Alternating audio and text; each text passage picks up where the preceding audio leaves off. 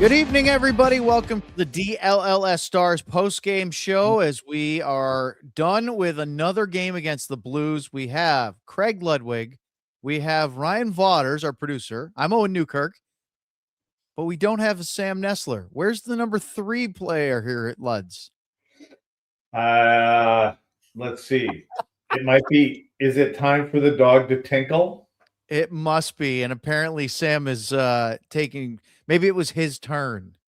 So, all right, before we get into all the fun, let's talk about the hoodie that Sam was wearing during the pregame show. Who knows whether he's still wearing it or if the dog got it and chewed it up. But this is a really, really nice hoodie. We were very graciously each on the show gifted one by our buddy T.O., a diehard of the year candidate at least.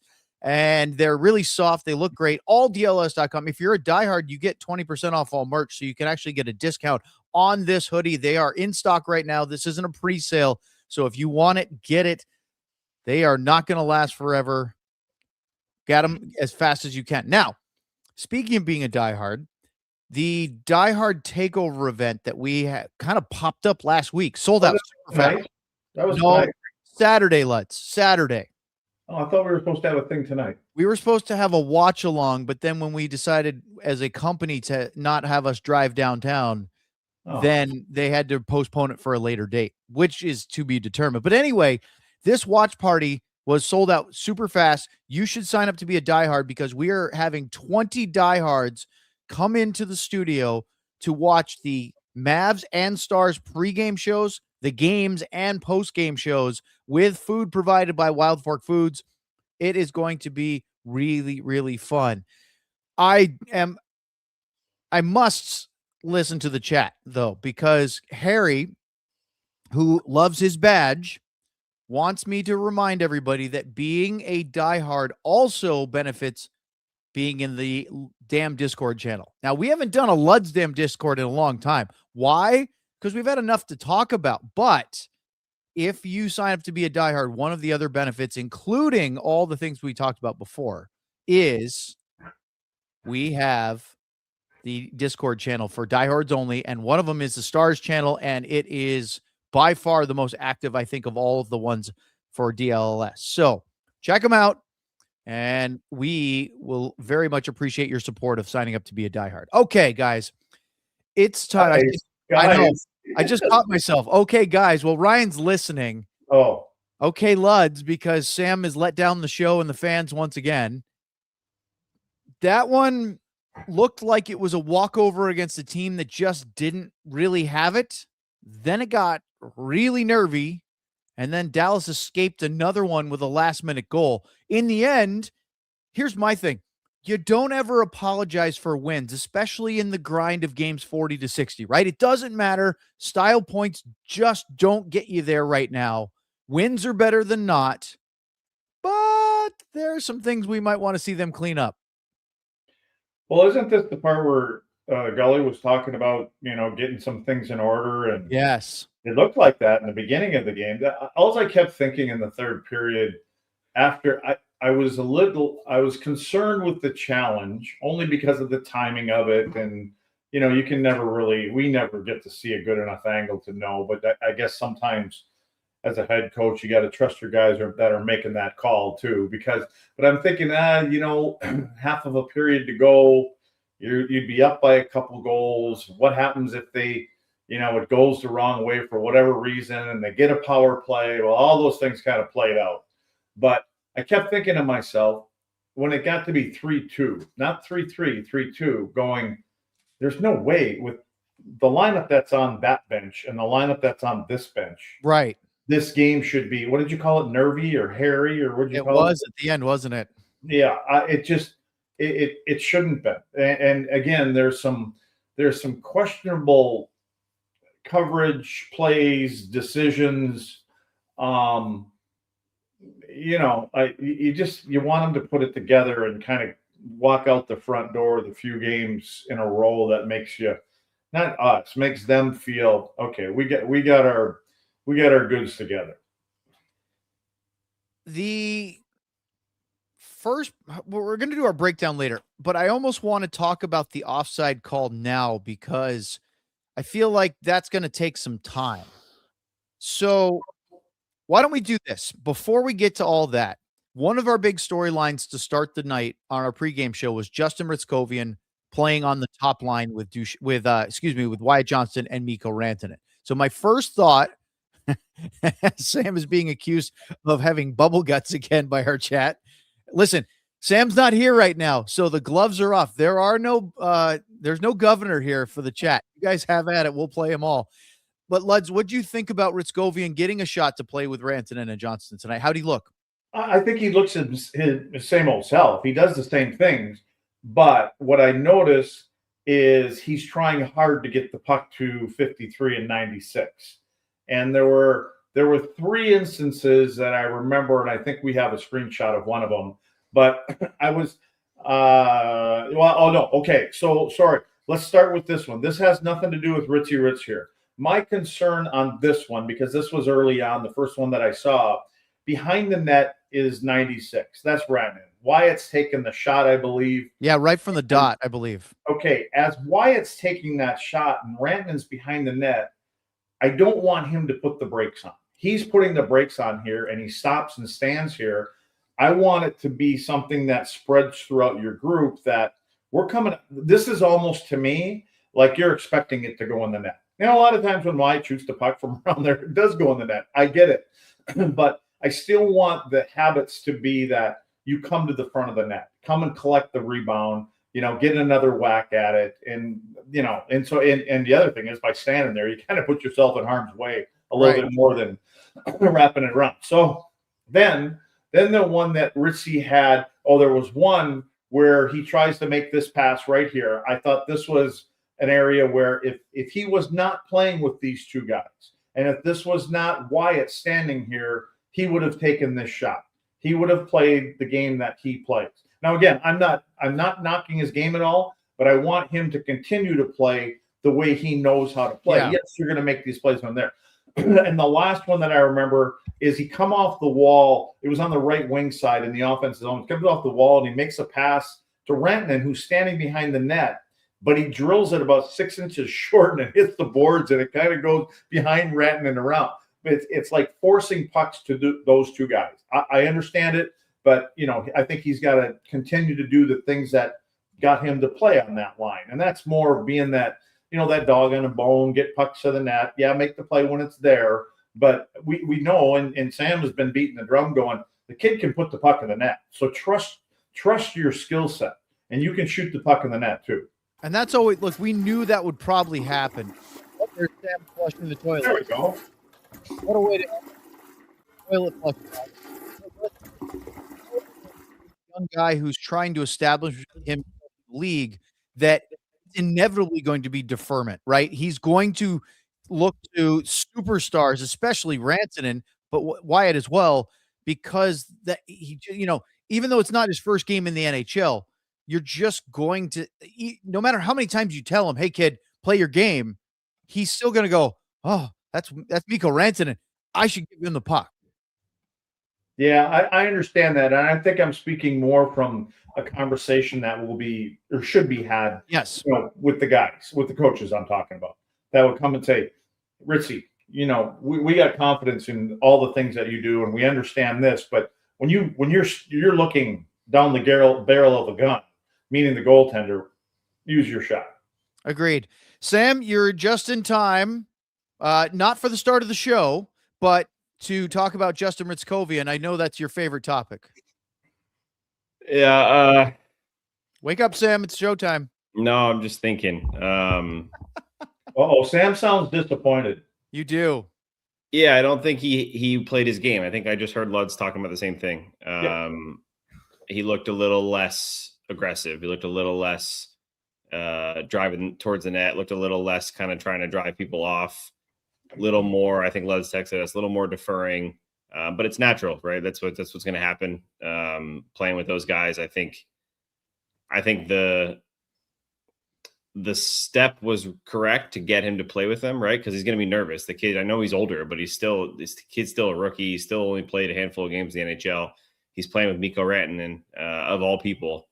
I think he's going to be nervous. I think it was the right step to do it. I just don't think he stuck to his game necessarily. So I'll take that as one game. He'll learn from it. He'll watch it, and hopefully they give him another shot. It's not just a one and done. Well, I think the big thing about this game is watching, and we'll talk again. We're going to do our full breakdown and starting in our next segment, but getting Matt Duchene offensively charged. He now has goals in back-to-back games. He got 2 tonight. Being able to keep him on a different line. Like we said it before, if you have to load up your top 6 to get him going, you should do that. But as Sean ranted about, and he is definitely our villain of the week so far, if you can get him going on his own line, that makes Dallas so much harder to defend. Well, and that's what I think that's what got us all horny a couple years ago about this team. They were 3 lines deep. Yep. They're not going to be, I just don't see them being the same 3 lines deep as they were a year or 2 ago. But yeah, I think it's more about getting Matt confident about his game and what he does and getting him time. And I think what happens is even if he doesn't play with whatever you want to call the top 2 wingers half of the game out there, and he's playing with whoever he plays with, you want him to feel good when he gets that opportunity on the power play, because you want him to be able to feel that he can still do those things. And he's an important piece to this team from that depth standpoint. And I don't even know if I should put him in the depth standpoint, but I think when you're looking at centermen, it's Wyatt and then, and Hintz, and then he's the third guy, really, if he's playing in that setup.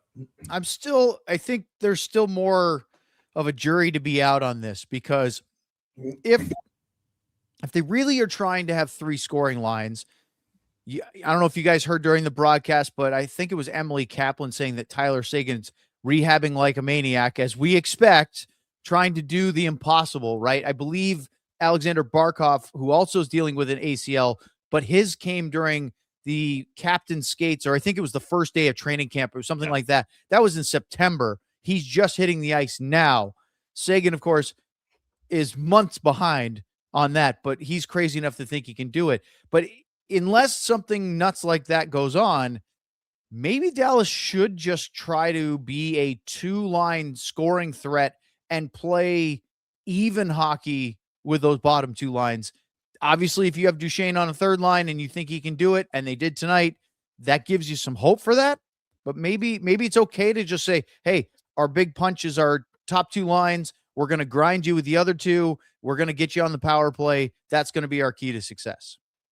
Not every team that has success rolls 4 lines, right? We fell in love with the Pete DeBoer rolling 4 lines, and it was great because you could just look up any trio was going to jump out there, and they were going to not just play well, they were probably going to push, and they could get some offense from it as well. Not every team is built like that. And as Lud's hammered home in the summer and has ever since, this team's roster has holes in it, and it has consistently. And with the trade deadline coming up, we don't know what it's going to be like. We don't know the answer yet because of the assets and everything like that. But you're right.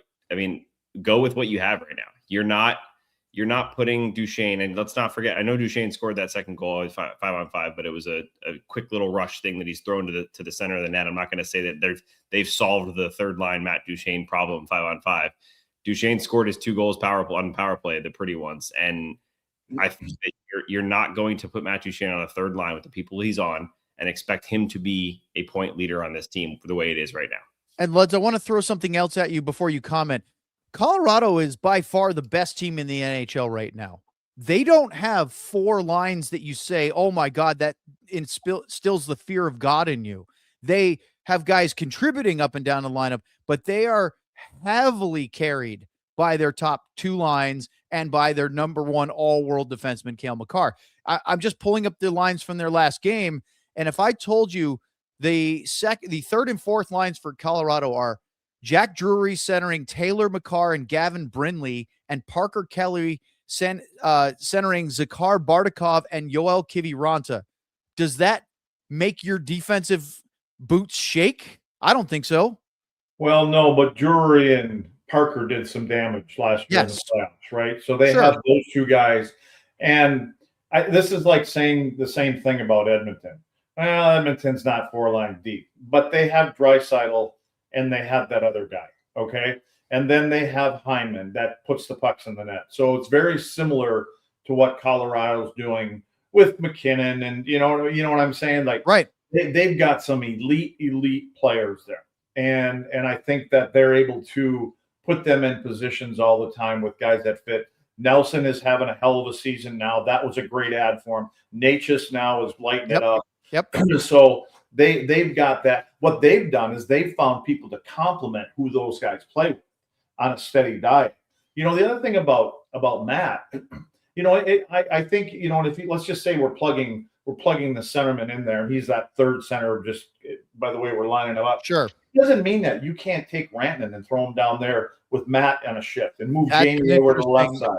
That's you can take Wyatt and go ahead, put him on the right side, and you can throw him a bone every once in a while with those guys because they play a bunch of minutes. So I think if Gully wanted to get creative and he thinks that's what gets the juices going for Matt, why not throw him out there? And again, you're still kind of got, what's the difference if you got I'll just say a plumber on a lineup on the first line and the second line. You got a plumber on the third line too, with two guys that are playing there that can create and do the things that they do. And as you notice tonight, the one goal that Matt, it's the one that hit somebody, right? Didn't he come down the right hand side? Yep. He kind of gravitated over to that right hand side, and he kind of looks like he normally does. Then he pulled it over to his backhand, and so that's where he wants that. I don't know if that's where he wants to be, but that's where he naturally goes, and that's where he has success. Well, before we get into more plumbing talk with Sam, let's take a quick break because up next it's time to break down the game tonight as the Stars beat the Blues. This is the post-game show on DLLS. What kind of dreams did you have when you were a kid? What'd you want to be when you grew up? For me, well, I've said this before. The youngest me was probably thinking playing for the Boston Red Sox. Then I got a little older, and maybe it was for the Bruins or, we all wanted to be Tom Brady, but I was a little older then. But anyway, what about now? Are you thinking about starting a business? Because it's never too late. Well, Shopify is the e-commerce platform behind millions of businesses around the world and 10% of all e-commerce in the U.S. Shopify even powers the DLLS merch store. Finnish Mafia, the Moose, Wyatt Johnson, you name it. We could go through all of them. Shopify has got you covered with website creation, product descriptions, email and social media marketing, and more. Turn your big business idea into with Shopify on your side. Sign up for your $1 per month trial and start selling today at shopify.com/allcity. That's shopify.com/allcity. Monarch is not just your average budgeting app. In fact, it's rated the best budgeting app of 2025 by the Wall Street Journal. But it's so much more than just a spreadsheet for your laptop or your phone. No. Monarch is a personal financial tool that brings everything in your financial life together into one clean interface, and you can use it either on your laptop or your phone. Right now, Monarch is offering 50% off your first year for our listeners. And think about this. Maximizing investments, increasing your savings rate, easily reviewing finances with your partner and or your financial advisor, and of course, keeping a clear view of your financial health, whether it's day-to-day, week-to-week, or the long term. So don't let financial opportunities slip through the cracks. Use code DLLS at monarch.com in your browser for half off your first year. That's 50% off your first year at monarch.com with code DLLS. All right, let's break this one down, and we start with a goalless first period. Stars didn't look very dangerous at all until they got a power play later on in the opening frame with about 6 minutes left, and suddenly they came to life. But the ironic part was one of the guys who had more scoring chances than anybody but Matt Duchene was Sam Steele. He had consistent scoring chance creation, which is the problem once again, is he got into those positions really well and then didn't score. But that's beside the point. A harbinger of things to come tonight. Brayden Schenn wide open, low on the right side on a shot that deflected. Jake made an easy save But remember that, because later on, that one I don't give coverage mistakes. I think that was just a bad bounce that went his way. But later on, you guys are going to talk a lot about coverage mistakes. Big save by Ottinger on Jordan Kyrou, who didn't finish the game due to injury. Jake Neighbors had an early look. He also didn't finish. Go back to the last segment where Luds talks about you didn't think even up 3-2 that the Stars were going to lose to this roster, especially missing 2 of their more important forwards due to injury from the start of the game. But then there was that Wyatt Johnston one-timer, the one that Luds showed Rantanen behind the net. That was one good look. And then how about that rebound from a block shot on the power play? Rantanen low right corner, right at the bottom of the circle, and Binnington made a sprawling save. They kept the first unit out for the entire 2-minute power play, but finally Dallas looked good, because I thought they kind of sleptwalked through the first period until that 5-on-4. All right, let's move on. Go ahead, Sam. No, the only thing I was going to say, I just had to click away to make sure the Luds wasn't getting ready to gear up with some stuff. But the only thing I was going to say is that woke them up. I think the power play is back to their weapon. It's back to their secret weapon, right? The power play early on, not only did it score a bunch, but it was what got them out of funks when they were, oh man, they look terrible in this period. They're down 2-1. Here we go, power play goal. Everyone's awake. Let's start getting going. That's what it looked like in the game early on, and it kept going and feeding them that whole thing. So that's a good sign. Then the second period happened, and this is where we were going to start breaking things down, because the power play scored not once but twice. But let's start with Matt Duchene, because Luds, you've heard him say before he wants to try playing with Rantanen and Johnson. I think he likes playing with Mikko Rantanen, as most players do. Yeah. Sam could have scored this goal. Again, Rantanen with the, I think their commentator, I don't know if that was Osh or not, but somebody was commenting. He wasn't even looking. He was looking. He was looking right between the legs. Yep. You kind of get baffled how many times Rantanen can do this, and he seems to find the lanes between the legs like this. And what puzzles me the most are the people that are defending him. When you see what this guy does time and time again, where he uses the gap between the stick and the feet, or between the feet in general, you would be moving your stick in and out, trying to make it a little bit more difficult. But he threads the needle again. Duchene has to do nothing but just watch it hit his stick and redirect it into the net. And I'm sure this was a great feeling for Matt Duchene to follow that last game up with another goal right away. Yeah, second goal in as many games. And Luds, I don't know if you watched AJ Miletsko break that down in the first intermission, but she had a great pause of the frame right before that last one that you had, where Rantanen's making the pass, and all 4 Blues penalty killers are looking at the puck. Nobody's looking at Matt Duchene coming down the backside. We've talked about that at length when the Stars do that, because that happens. Yeah, there's a great look right there from that angle. She had one from behind the net, but same idea. Nobody is checking their shoulder on that goal. Great pass, though. Similar to the other night from when Sam Steele on that one goal a couple nights ago, where he's staring down at the puck carrier who's down by the goal line and doesn't look behind him. It's mistakes. The funny thing with me all the time is when you're doing that, you have to have your feet pointed towards the net, or at least in that direction, because that way you have peripherally, you can see both sides. You can see where the puck is, and you can always take a look over your shoulder a little easier.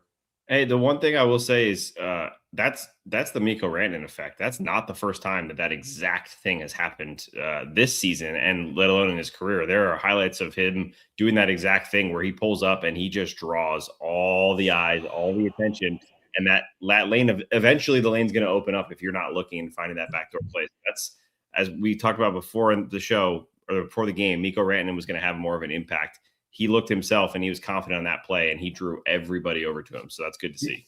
He's mesmerizing. You know what I mean? Like he just, and I don't understand it, because the conversation, these are all smart hockey people. I'm talking about the players. The conversation from a penalty killing standpoint for sure is don't be looking at Rantanen. You have to, it's no different than playing against 99. I would tell our guys all the time, our forwards, that always would come back into our zone and when Gretz had the puck, like, do not go to him. Just don't go to him. I will contain him. If I'm against him, I'm not worried about Wayne Gretzky beating me speed-wise and dancing as long as you have the right area of the ice, but it's every other guy on the ice. And if you get attracted to what Gretz is doing, you're going to lose sight of someone, and he only needs a small window, just very similar to Rantanen, to get pucks through. Well, 40 seconds later, Duchene does it again as he scores his second consecutive goal, and now he's up to 7 on the season, 3 in his last 2 games. And this one, a little bit of luck because it goes in off of first the goalie's stick and then Mayu's leg or skate. But Luds, you love, I'm sure, some of the elements that led to this goal. Yeah, it's just when Matt comes down through the middle of the ice and he gets into the offensive zone, he just starts to gravitate to that right side of the ice. That I just, again, if I'm playing against Duchene, I would be playing him differently. I would not let him come to this side of the ice because this is where he does all of his best work, whether he's doing it himself. And when he turns a lot of times, and there was a play or there was a frame just before this. We don't have it. Sorry, Brad. I'm not saying that you have it. But what Matt does is he kind of slows up like he's going to pull up. And then once he gets that player, generally a defenseman, to commit, when he turns his feet and starts to come at him, then he knows he can drop his shoulder and do what he's doing right here because he gets him on the backside, on his backside, and he can take pucks to the net. And a lot of times he's trying to make a pass too to Jamie, obviously, but he gets a little bit fortunate. But that whole play doesn't happen if Matt Duchene doesn't want to get the puck to the net and if Jamie Benn doesn't drive to the net. Yep. Those two elements are what actually create this goal. And there's so many goals that would be scored if there were more guys that want to drive to the net and more guys that when you get into this area, you want to get the puck there versus, dialing up, go to the other side, go behind the net, and things like that. Get the puck out into that area because there's a lot of funky things that happen there. And that's a confidence thing too, right, guys? Like Duchene, when he's squeezing the stick and he's not confident, he probably curls back there. He thinks too much about it, or maybe he keeps going behind the net. He throws it there, and I'll say right after this play, like maybe a minute later on his next shift, he throws this blind pass up the ice on a breakout that looks like, oh man, he's going to turn it over. It's going to be horrible, and it lands right on the tape of Maverick Bourque at the far blue line. So, as we'll see later in the show, puck luck evens itself out, but confidence is such a crazy thing in sports. And Sam, as you're going to find out, I believe, when you get into the next game and Matt Duchene is below the tops of the circles or below the faceoff dots, you're going to see more pucks go there. More pucks are going to find their way to the front of the net, and hopefully he's got people, and he does. With who he's playing right now, that's one of the benefits of the guys that he's playing with. They play in straight lines, so those pucks will be there, and there'll be legs and feet and sticks that'll be banging around, and you'll get another bounce. Remember the net drive talk because that'll come into play when we discuss and maybe argue about coverage on the second St. Louis goal. But right after Duchene scored his second, Jimmy Snuggerud missed a wide open 3-on-2 one-timer. I didn't think the Stars played this well on the entry because they had guys back and it turned into a glorious chance for Snuggerud, and he hit the left post on a chance he probably should have scored on. It was a really nice one-time pass by Brayden Schenn from the right side, but Snuggerud just missed it. I didn't think that his shoot, I know he has a great shot. I didn't think it was really dialed in tonight because he had a bunch of what could have been scoring chances, but he couldn't, even from 40, 50 feet, couldn't hit the net. He was really wild with it. Now, this one was a lot closer, but think about that. 2-0. He doesn't score. Then you go later in the period, and the Stars get another power play. Luds, it took him 8 seconds to make it 3-0. Well, I mean, when they have confidence, there's something about all that, right? And I think that, and how many times do we say that it just starts with a face-off win? And that's exactly what this was. It's another face-off win, and it's the simplest of plays.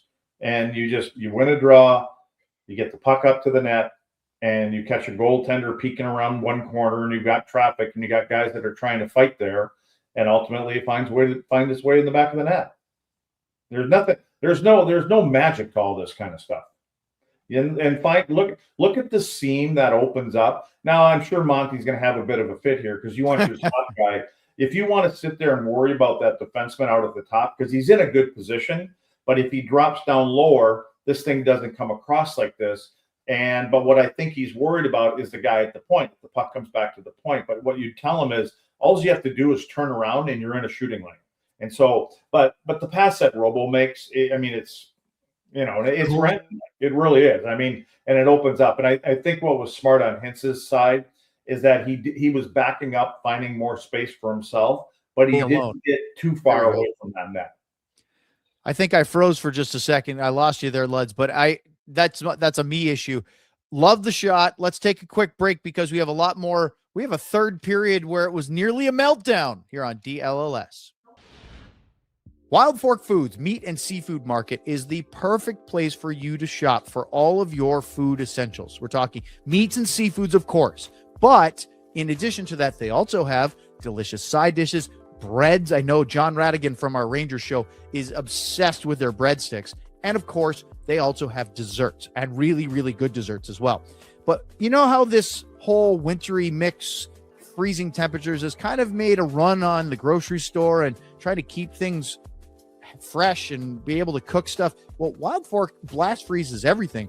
So it actually is more properly packaged and stored, which means it lasts longer. If you buy something at the store and then it starts to go and you say, I better freeze it, it's going to get freezer burn. It's not going to be as good. Wild Fork, everything's great. They have experts on site to help you with knowing how to defrost, how to cook it, and maybe even some things that you didn't know that you could do in the kitchen. Frozen is fresher at Wild Fork Foods Meat and Seafood Market.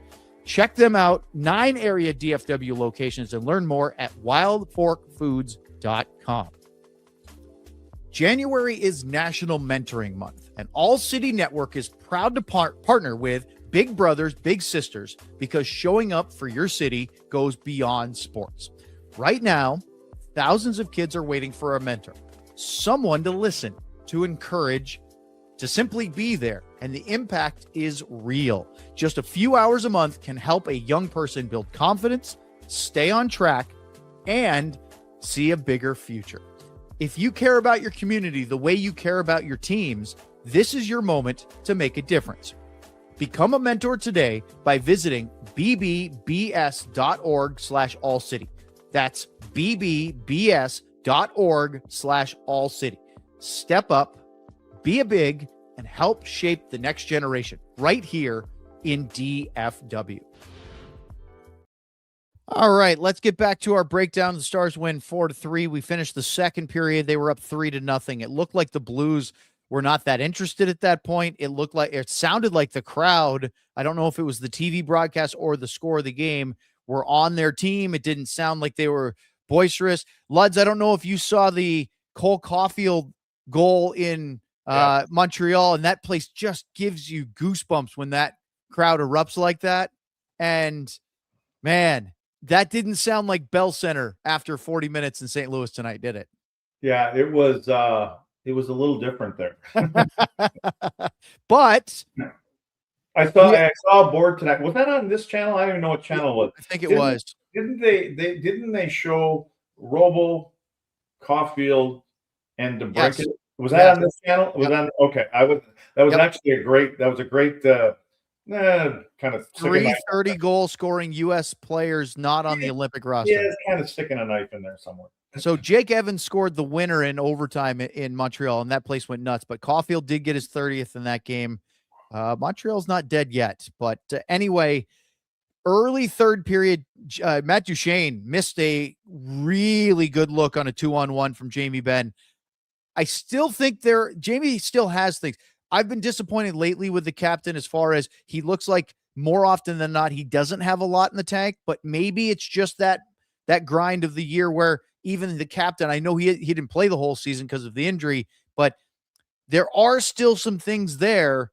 We're just not seeing him as often, are we, Sam? Yeah, he's not. My feeling, Sam, is he's not able to get to the places he wants to get to. Yeah. Right now. Yeah. It's the foot speed. He still has the hands. He still has the skill.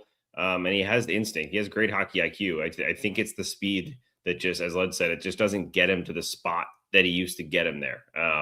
Now it's a lot simpler when Matt Duchene's carrying the puck down the wing and all you have to do is crash hard at the crease. He can still do that. It's just the quick plays that he used to be able to make. Even, I'm not saying used to like Tyler Seguin high flying Art Ross days. I'm saying the days when he, a couple of years ago when he was still able to score some goals and have that skill. You have to get yourself to that spot. You can't just have the hands to finish when you're there. You got to get there. And it was good to see him a couple of times tonight, though, on the Duchene goal, driving to the net. On this chance here, unfortunately for Duchene, kind of blows up on him and he just absolutely hooks that thing to the right.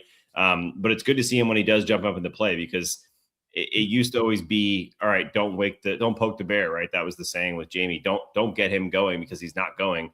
Unfortunately, it's been too consistent where that he's just not going, even when somebody does poke a bear. It's good to see him jumping up in the rush a little bit here tonight. So Robby Fabbri would open the scoring at 3:15 of the third period. The Stars got caught on a line change, and let's break that down. And then we'll talk about the coach's challenge and the offside part after. But let's talk about the goal itself. Then we'll go back to the referee challenge and the decision there. When you say that, don't you feel that there's been too many of these line changes that are they got a too many men on the ice penalty tonight as well. Yeah. This line change thing seems to be a problem this year for Dallas. Yeah, you know what? And a lot of that just stems from coming off before you're tired, But anyway, on this goal, so listen, there's times when my buddy Coco here reminds me of a guy in Edmonton, Bouchard, okay? Not all the time, and I'm not talking about the shot. I'm just talking about coverage and things like that. So a lot of times you don't want to be turning in the way that you turn. You got to know where things are, and you have sticks in the proper lanes. And really, it started as the play was moving out of the zone, and we really didn't have control of it. He looked like he was taking off to jump into the rush. So, but then it's the Olympian to be that, kind of like a helicopter here, just kind of swinging around. It's a flyby, and Fabbri kind of makes a fool of Thomas Harley on this one. I mean, you've got two guys playing defense, 55 and 20, that don't touch anybody, and all they're doing is waving sticks at people. And then, again, I think that you probably got to give credit sometimes to the shooter. It was a pretty good shot. And Fabbri, for all the injury problems he's had, including this year, in his day is a pretty good scorer. He just hasn't been able to stay healthy for a number of years, and that's been a bit of a detriment to him. Okay, so let's talk about the offside, because the Stars immediately challenge. It's, again, early, 3:15 into the third period. It's a 3-1 game if the goal stands. Dallas challenges for a offsides. And typically when that happens, it's usually correct, because offsides are much more cut and dry than goalie interference. They can see it. The video coaches can look at the cameras down the line that they have views that the broadcast don't use. And Matthew Joseph does appear to be in the zone on the far side. If you go look at the official ruling of this one, they actually just determined that the goal counts because, quote, it was determined that St. Louis's Matthew Joseph legally tagged up at the blue line before Justin Falk entered the offensive zone with the puck on his stick prior to Robby Fabbri's goal. Guys, does that hold water with you? I think the key was, and when I watched the replay a bunch of times, the key was there. I don't know how true it is because it's so hard to see on the angles, but the key they're saying here is that Falk, the puck is not touching his stick yet.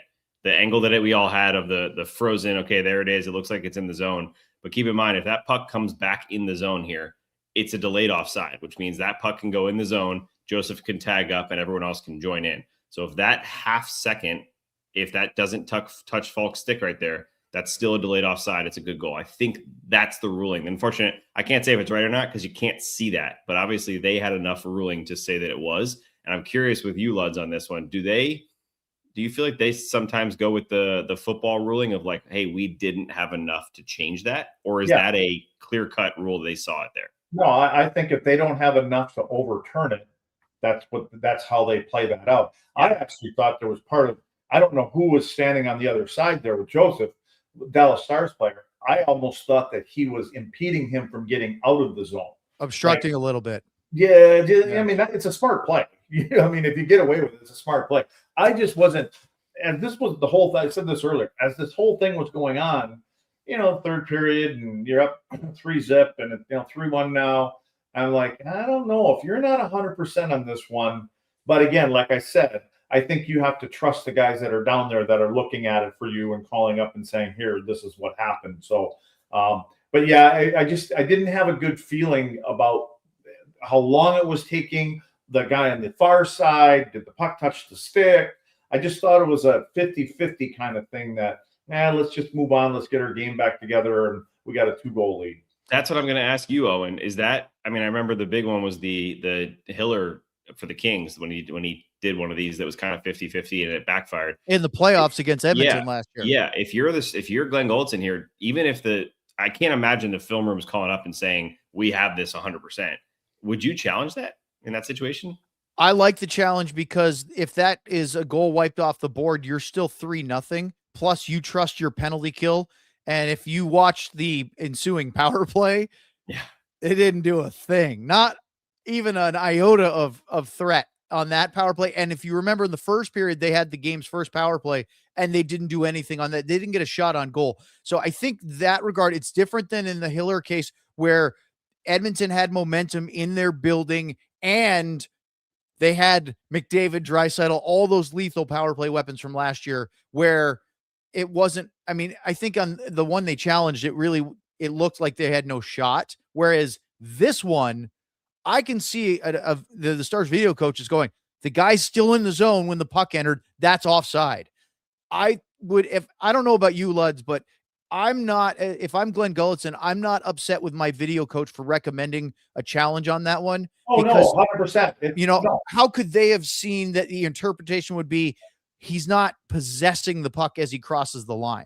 But I don't know the conversations that are being had. Are they saying they're 100% sure, or this is Yeah, we don't know that. Yeah, I'm not. I just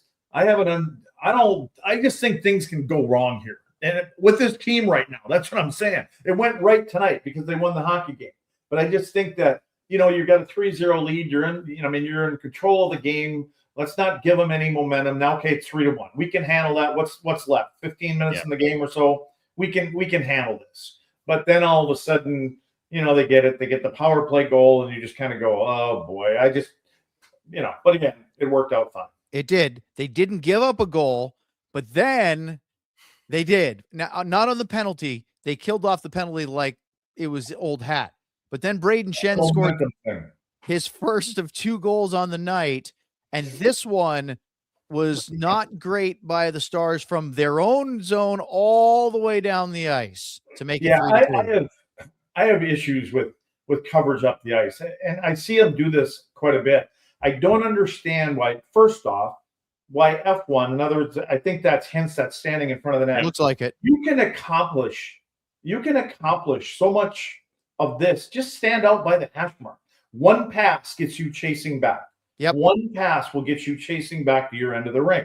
If you move 4 feet back, you're still all in the same shape, but your coverage and where your people are, and it's not a race back anyway. And then the other thing is, I don't know why go back again. I'm not done, Ryan. There you go. So I do not understand why we have our 2 other forwards outside the dots, especially Rantanen, and he's just kind of standing there la-di-da. Now, again, I'm being a dick. Well, I'm being hard on this, but I'm just saying I don't want this stuff to come back and haunt people at the wrong time of the year. So what happens here, now there's one pass made. One pass beats Hintz. Now, all of a sudden, Hintz is going to start chasing back, and there you can see him chasing back. Remember when I said something about Rantanen? Why is he so wide outside the dots over there? Now he's got to chase back to get to the middle of the ice where he could have been in the middle of the ice. Well, he's not. Then here's the pass that comes across, and then there's these 2 clowns. I'm talking about our guys. Now, remember when I was talking about Rantanen over there? He's the far white jersey guy. He couldn't get all the way back because he was down too low and he was outside of the dots too much. If he's inside the dots and he's coming back, he will catch this pass that goes right here. How many times have we seen the just abouts? Yep. Now, when you go back and watch this, Rantanen stops his feet at the blue line, and he is shuffling, trying to catch up because he's going, oh, no. But the biggest issue here is I don't know where the grease lightning there, number 5, is going. Why is he going sprinting across the ice, taking himself to the other side of the ice? Right. I don't know what happened here. Well, but back it up 2 frames, Ryan, if you would, to the where they're entering the zone, or maybe to Roope Hintz at center ice, I think it was, if you don't mind. One more here. Okay, so Luds, this is the part that I was texting you guys that I didn't like, is that number 54 Dvorsky is the one in the middle of the ice, just in front of Hintz. Hintz is chasing him, and he plays it out to Snuggerud on the right, which is the Blues' right wing. He continues and does exactly what he's talked about, which is middle lane drive, right? Robo and Snuggerud, Robo is flat-footed. The two forwards go right by him. So he's out of the play. Hintz is chasing. And so now it's a 3-on-2, and Dvorsky goes between Capobianco and Lundqvist. And that makes Nils have to make a decision. And that's why that middle lane drive is so important to me. Yeah, agreed. But Nils made the wrong decision. Yeah, that's the key. So do you let 54 go? There. But go forward now, Ryan. When it's a 3-on-2 and it's a clear 3-on-2, your job, and the puck enters here. Your job for the left defenseman is try to get this puck carrier to continue wide down the wall. Right. You want to give him information that he can go down the wall and he can't. Now give him some credit. He made a good pass here, okay? But because if you do that, now it allows the guys that are back checking. If he takes 2 more strides down the wall, Renton gets into that lane and he can pick him off. Now, as far as where Lundqvist is going, I'm confused on why he's doing this. I don't get it. But now what happens is, well, we know what happens here. That's the result. Yep. I just wonder if Nils thinks that the middle lane drive guy, if he lets him go, there's a pass. If he lets him go, he would have skated himself into the corner. You're probably right. But I think he freaked out thinking that pass was going to go right in front of Jake to Dvorsky going to the net. That's my guess. Luds, am I right in saying that a little bit of slow playing from both of those defensemen could have solved both these problems? If Capobianco slow plays that between the two, the forwards rushing at him, kind of stays in between him, as you said, forcing him with outside leverage or inside leverage, forcing him down the wall, but kind of staying in between. He sees the middle lane drive. He can stay between them, make sure that doesn't get a wide open pass for a breakaway there. Nils can stay on the other side, and then it kind of diffuses every situation. I think it wasn't the first time Capobianco has done that where he's just aggressive. Liam Bichsel does it too, right? A little bit, where he just bolts at the guy along the wall to make the play because he's nervous he's going to beat him. But sometimes you just sit back, and that Snuggerud is not scoring from up there. Just sit back, let him play it. And then if he starts getting closer to you, by the time he does, your forwards are all back into play. So I think it was just maybe a little bit too much aggression from the defensemen on both sides, and they made the wrong decision. And the goaltenders would prefer that because now they're already out on their angle. They're on the shot. Yeah. And like I said, when a puck carrier starts to get below the tops of the circles, about the top of the circle to the faceoff dot, now as a defenseman, you kind of start getting over to the offside. So your goaltender feels comfortable that he can challenge. The feet always come into play. And the problem is when your feet are controlling your head. Your head has got to control your feet because your legs can take you and get you out of trouble, but they can get you into as much trouble too if your noodle isn't talking to your feet and talking to them to slow down. And sometimes that's what happens. Okay, at 3-2, we talk about a couple of live reads from these two, and then we'll finish this one off and get to your super chats. We got to do it fast, guys, because we're looking at past 60 if we don't go hurry. No. Well, we're going to have to worry about that later, Sam, here on DLLS. Well, then we might as well start with the shirt, the finished shirt. I don't even know if we have to pull it up, Ryan, but you can if you want. But we've got just show Sam model right here. This is what took Sam so long to get on the show because he was probably out walking the pooch and had to pick up the pooch's poo. Oh, and what a nightmare tonight. Yeah. Well, anyway, there's that Finnish Mafia shirt that we all love and we all have. And then let's see. Since we were throwing Jamie Benn under the bus, how about if we pull up Jamie Benn, Ryan, if you got that one on there, and we can kind of make up for it. So I think Jamie's a little bit – see, Jamie's anger with his feet here too. He's mad at his legs going, come on, get him going, dude. Let's go. That's about all I got. But, oh, no, let's do the hats. We haven't done the hats yet. We got to pull up our hat collection there. There it is. And Sam's sporty one over there on the left-hand side. And then we've got the white DLLS one that we're all in love with. And there you go, Sambo. They're right here, Lutz. Yeah, right there. Oh, there you go. Look at you. Had them ready to go. Got the backup right there. So if you guys are looking for the next level of fandom with DLS, because you love your Dallas Stars, you want to watch Alex Petrovic, you want to watch Wyatt Johnson, You want to watch Mike Duchene. Is that now? No, apparently. You want to watch your boy Mike Only if Duchene, you want to get it wrong. Jason Robertson. That's a great team. You guys need to jump on board and become a DLS diehard by scanning the QR code that's going to pop up right there underneath LUDs. Being a diehard is awesome. You get access to all the articles, no ads on the articles. You get 20% off all the cool merch that LUDs was just talking about, 20% off events like the cool event that we have coming up now, and I believe in less than a week. And it's this Saturday, and all kinds of cool stuff going on. I just think of it by game day or non-game day nowadays. But all kinds of cool stuff. And you get in the Discord where you can get access to those events, as well as we're going to do LUD's damn Discord. Once we get a real show once in a while here, we post some questions, we do mailbag articles, all kinds of cool stuff, all dls.com/diehard. All right, Sam, thank you very much. Let's get to the third goal. We had a great chance from Maverick Bork, but he kind of flubbed it between his legs on a rebound off the end boards.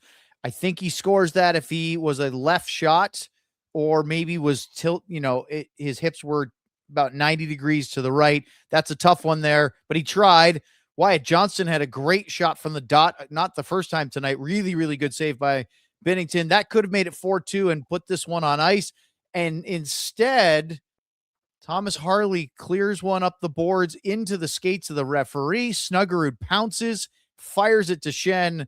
Goal, 3-3. And Harley had to feel awful when that one went in the net. He should feel awful from the neck up. That's where they always stand. That's where they are. I mean, and there's nobody here. There's nobody forcing Thomas. There's no one here. And he's already looking this direction. And then he still rifles it and hits him in the ankle. So, and then it was beautiful because at the end of it, Jake stared him down too. I'm like, I know what he's thinking. He goes, guys, we're here all the time. There's one guy here and there's one guy out in the neutral zone. This is where we're supposed to be. So, and again, anything off the referee is in play. So, yeah, and I don't know if this had an effect on Jake, why, this shot, but, so. And obviously not good puck luck. Like the decision making is not great either. He probably has a better option to throw that up the wall or something. But it's still, in the end, it's bad puck luck that it hits him and goes right to them. But right before that, I think Harley turns the puck over behind his own net as well. Which keeps the puck in the zone and turns into that. He ends up getting it back, circling around his own net and doing it again. So not the best puck luck in the world, but also not the best decision making in the world from 55. Hey, Ryan, can you go back to like the second frame that you started with? I just want to get one look. Go one more now. Yeah, it's hard to see here. You can't see it, but there is a winger up there by the far blue, I believe. So yes. you could step out and go off the wall and out. So anyway, it's over with. They got 2 points. Man, off the wall and outlet. You're speaking Sam's language right there. That is that's play number one. So it's 3-3. There are not very many minutes left in the game. In fact, there's 4 minutes and 10 seconds. And if you thought Friday night was headed to overtime, which I did, I really thought tonight was because, 3-0 lead, coughed up. All right. Blues are not a playoff threat right now. Let's go to overtime and worry about it. The Stars haven't been a very good overtime team. They get an offensive zone faceoff, and Harley somehow makes up for it with a little pinball shot from the point. He hasn't scored he had a 16-game goal drought, only has now 3 on the year, which is way down for him. Yeah. But this one goes in, and we don't have to have overtime, which we all love. Stars win 4-3. And this is where I said at the beginning, for all you fans that were upset with Harley's turnover, upset with the third period, upset with the first period, the Dallas Stars won the hockey game. It doesn't matter how. It doesn't. If we threw Sam out there and someone fired it off his rear end and in, we go, we'll take it. No questions asked. Big game from Sam for that one. Big game from Sam for that. Boy, he knew how to park that rear right in the perfect spot, right? So, Luds, anything on this goal, or is this just one that you fling toward the net and it got a little lucky? I think we've been talking about this with Thomas for a couple of years now. He's one of the best defensemen when he gets on the offensive blue line with that little wrist snapper of his.